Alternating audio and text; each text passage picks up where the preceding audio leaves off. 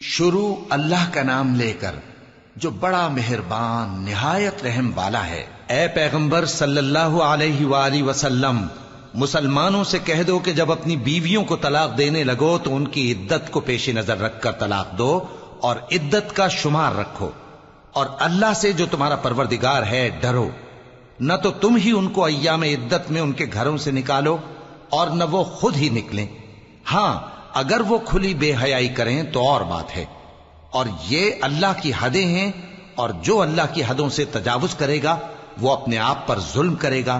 اے طلاق دینے والے، تجھے کیا معلوم شاید اللہ اس کے بعد رجعت کی کوئی سبیل پیدا کر دے۔ پھر جب وہ اپنی میعاد یعنی عدت ختم ہونے کے قریب پہنچ جائیں تو یا تو ان کو اچھی طرح سے زوجیت میں رہنے دو یا اچھی طرح سے علیحدہ کر دو، اور اپنے میں سے 2 منصف مردوں کو گواہ کر لو، اور اے گواہو اللہ کے لیے درست گواہی دینا۔ ان باتوں سے اس شخص کو نصیحت کی جاتی ہے جو اللہ پر اور روز آخرت پر ایمان رکھتا ہے، اور جو کوئی اللہ سے ڈرے گا وہ اس کے لیے رنج و غم سے نجات کی صورت پیدا کر دے گا، اور اس کو ایسی جگہ سے رزق دے گا جہاں سے اس کو وہم و گمان بھی نہ ہو، اور جو اللہ پر بھروسہ رکھے گا تو وہ اس کے لیے کافی ہوگا۔ اللہ اپنے کام کو جو وہ کرنا چاہتا ہے پورا کر دیتا ہے۔ اللہ نے ہر چیز کا اندازہ مقرر کر رکھا ہے۔ اور تمہاری طلاق والی بیویاں جو حیض سے نا امید ہو چکی ہوں، اگر تم کو ان کی عدت کے بارے میں شبہ ہو تو ان کی عدت 3 مہینے ہے، اور جن کو ابھی حیض نہیں آنے لگا ان کی عدت بھی یہی ہے۔ اور حمل والی عورتوں کی عدت وضع حمل یعنی بچہ جننے تک ہے، اور جو اللہ سے ڈرے گا اللہ اس کے کام میں سہولت پیدا کر دے گا۔ یہ اللہ کا حکم ہے جو اس نے تم پر نازل کیا ہے، اور جو اللہ سے ڈرے گا وہ اس سے اس کے گناہ دور کر دے گا اور اسے اجر عظیم بخشے گا۔ طلاق والی عورتوں کو ایام عدت میں اپنی حیثیت کے مطابق وہیں رکھو جہاں خود رہتے ہو، اور ان کو تنگ کرنے کے لیے تکلیف نہ دو،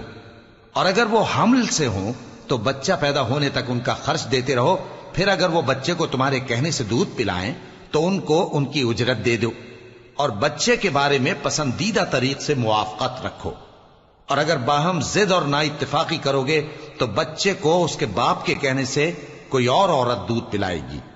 صاحب وسعت کو اپنی وسعت کے مطابق خرچ کرنا چاہیے، اور جس کے رزق میں تنگی ہو جتنا اللہ نے اس کو دیا ہے وہ اس کے موافق خرچ کرے۔ اللہ کسی کو زیر بار نہیں کرتا مگر اسی کے لحاظ سے جتنا اس کو دیا ہے، اور اللہ ان قریب تنگی کے بعد آسانی کر دے گا۔ اور بہت سی بستیوں کے رہنے والوں نے اپنے پروردگار اور اس کے پیغمبروں کے احکام سے سرکشی کی تو ہم نے ان کو سخت حساب میں پکڑ لیا، اور ان پر ایسا عذاب نازل کیا جو نہ دیکھا تھا نہ سنا، سو انہوں نے اپنے کاموں کی سزا کا مزہ چکھ لیا، اور ان کا انجام نقصان ہی تو تھا۔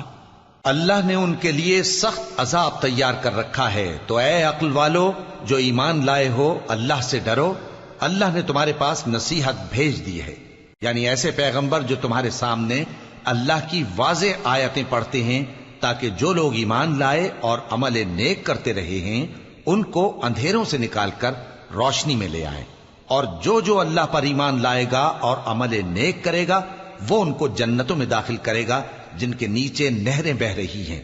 وہ ہمیشہ ہمیشہ ان میں رہیں گے۔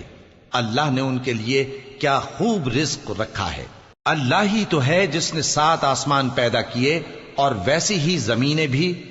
ان میں اللہ کا حکم اترتا رہتا ہے تاکہ تم لوگ جان لو کہ اللہ ہر چیز پر قادر ہے، اور یہ کہ اللہ اپنے علم سے ہر چیز کا احاطہ کیے ہوئے